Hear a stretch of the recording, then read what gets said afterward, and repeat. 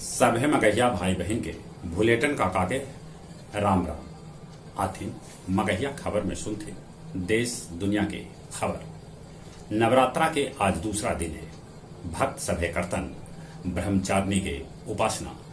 आज बिहार में हो रहा है तीसरा चरण के पंचायत चुनाव। 65वीं बीपीएससी के निकलल रिजल्ट 422 अभ्यर्थी सफल घोषित कैल गेल। रोहतास के गौरव सिंह बनलन टॉपर। लखीमपुर खीरी मामला में उत्तर प्रदेश सरकार आज सुप्रीम कोर्ट में दाखिल कर सका है रिपोर्ट। उन्हें अजय मिश्रा के घरे पुलिस चिपकौलक नोटिस। पश्चिम बंगाल के मुख्यमंत्री ममता बनर्जी विधानसभा के सदस्यता ग्रहण कैलक। बिहार के 23 गो ऑक्सीजन प्लांट के लोकार्पण प्रधानमंत्री नरेंद्र मोदी कैलन। पेट्रोल डीजल के दाम फिर से बढ़ गया। पेट्रोल 30 पैसा तब डीजल 35 पैसा महंग हो गया। IBPS जल्दीए करत 7800 पद पर बहाली। अवैध बालू खनन मामला में वैशाली पुलिस 26 गो आदमी के गिरफ्तार कैलक। जम्मू कश्मीर में आतंकवादी एगो स्कूल पर हमला करके 2 गो शिक्षक के गोली मार दिलक। तंजानिया के उपन्यासकार अब्दुल रजक गोरनाह के भेटायत 2021 के साहित्य नोबेल पुरस्कार। तालिबान से बातचीत कर सका है रूस। म्यांमार में सेना पर आतंकी कैलन हमला।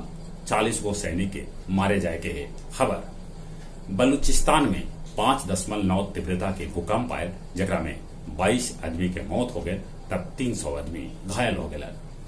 ब्रिटेन जाए वालन भारतीय के अब न होवे पर क्वारंटीन।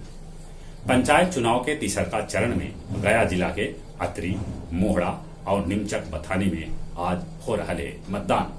केपी रोड स्थित डालमिया हाउस में श्री रामचरितमानस नवग्रह पारायण पाठ शुरू हो गए।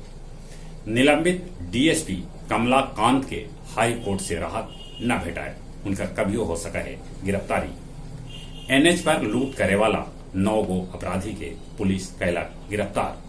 पुरुषोत्तम एक्सप्रेस से 11.5 किलो गांजा पुलिस जब्त कैल। और अब कुछ खेल के समाचार।